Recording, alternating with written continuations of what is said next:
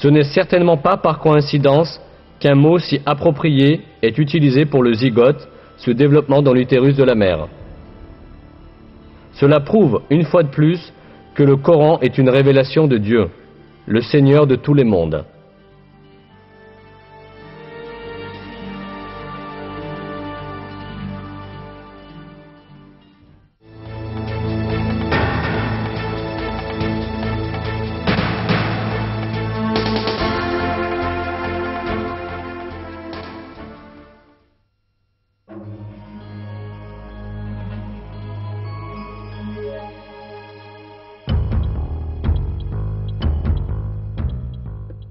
Lorsque le Coran nous dit qu'il est facile pour Dieu de ramener l'homme à la vie après sa mort, l'empreinte digitale de l'homme est particulièrement mentionnée.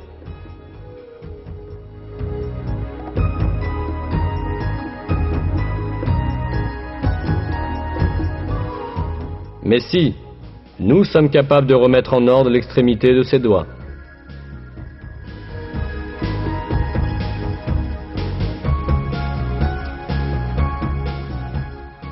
Cette allusion aux empreintes digitales a une importance particulière. En effet, chaque individu a des empreintes digitales qui lui sont propres. Chaque personne qui vit ou qui a jamais vécu dans ce monde possède des empreintes digitales uniques.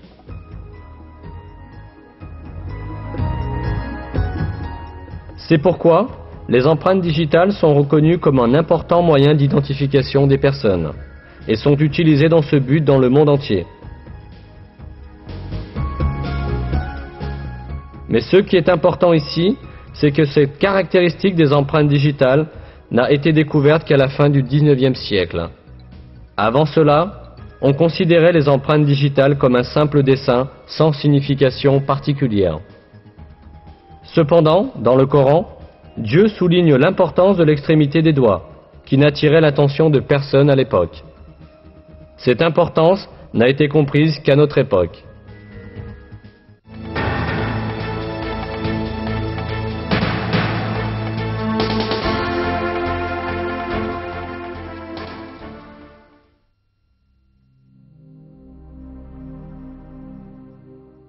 Nous avons un autre aspect important des informations mentionnées dans les versets du Coran, dans les étapes du développement d'un être humain dans l'utérus de la mère.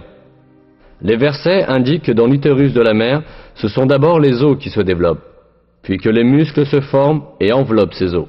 Ensuite, nous en avons fait une goutte de semence dans un réceptacle sûr.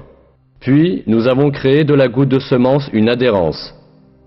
Puis, nous avons créé de l'adhérence un morceau mâché. Puis nous avons créé du morceau mâché des os, puis nous avons revêtu les os de chair. Ensuite, nous en avons produit un autre être. Béni soit Dieu, le meilleur des créateurs.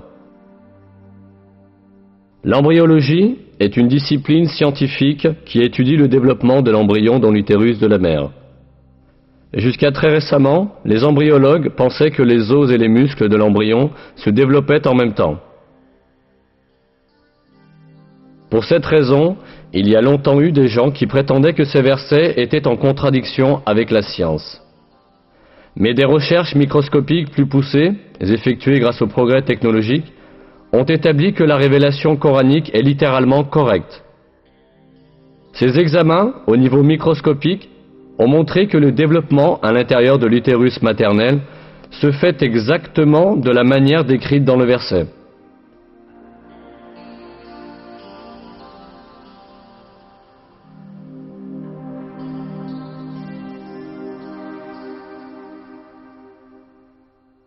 D'abord, le tissu cartilagineux de l'embryon s'ossifie. Puis, les cellules musculaires qui sont sélectionnées dans le tissu, entourant les os, s'assemblent et enveloppent ces os. Cet événement est décrit dans une publication scientifique en ces termes.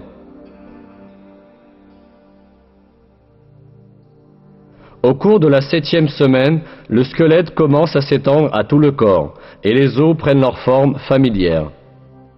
À la fin de la 7e semaine et au cours de la 8e, les muscles prennent leur position autour de la forme des os.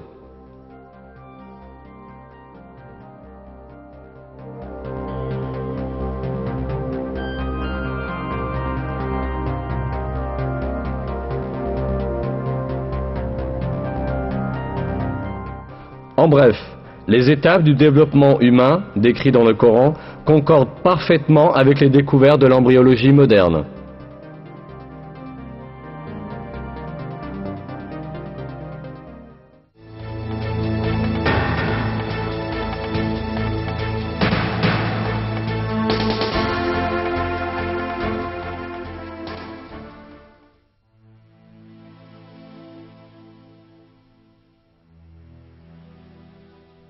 Il est dit dans le Coran que l'homme est créé en 3 étapes dans l'utérus maternel.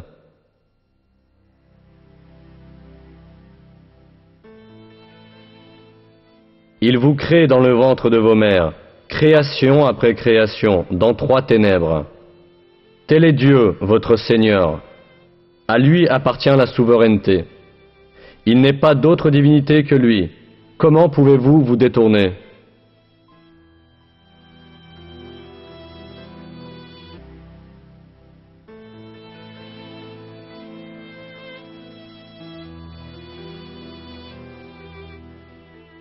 Comme on peut le comprendre, ce verset indique que l'être humain est créé dans le ventre de sa mère en 3 étapes distinctes. Or, la biologie moderne a bien révélé que le développement embryonnaire du bébé a lieu dans 3 régions distinctes de l'utérus maternel. Aujourd'hui, dans les manuels d'embryologie, étudiés dans les facultés de médecine, ce sujet est considéré comme une connaissance fondamentale. Par exemple, dans Éléments d'embryologie humaine, un texte de référence fondamental dans le domaine de l'embryologie, ce fait est exprimé ainsi. La vie dans l'utérus connaît 3 étapes. Pré-embryonnaire, les premières 2 semaines et demie, embryonnaire jusqu'à la fin de la 8e semaine, et fœtale de la 8e semaine à l'accouchement.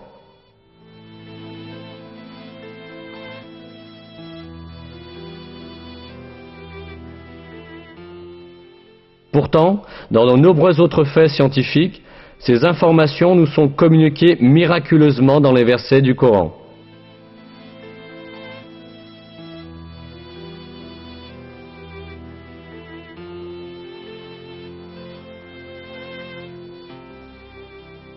Le fait que des renseignements si détaillés et si exacts aient été donnés dans le Coran, à une époque où les gens n'avaient que des connaissances réduites des questions médicales, prouve clairement que le Coran n'est pas une parole humaine, mais la parole de Dieu.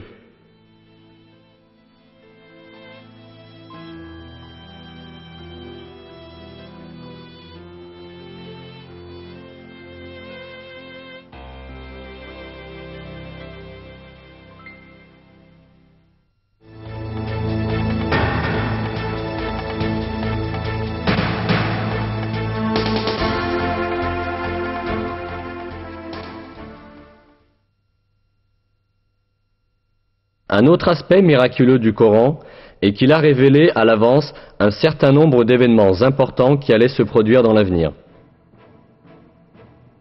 Une autre information sur l'avenir apportée par le Coran se trouve dans le premier verset de la sourate Ar-Rum, mot qui désigne l'Empire byzantin, la partie orientale de l'Empire romain.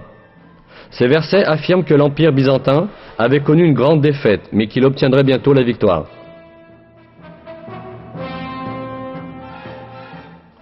Les Romains ont été vaincus dans le pays voisin, et après leur défaite, ils seront vainqueurs dans quelques années. C'est à Dieu qu'appartient l'ordre, avant comme après.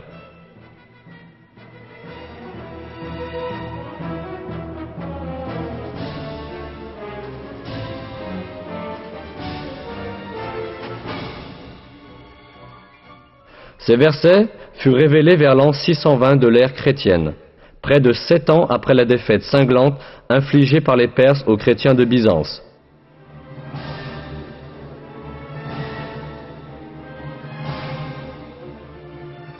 En fait, Byzance avait alors subi de telles pertes qu'il semblait impossible qu'elle puisse même continuer à exister, et encore moins connaître à nouveau la victoire.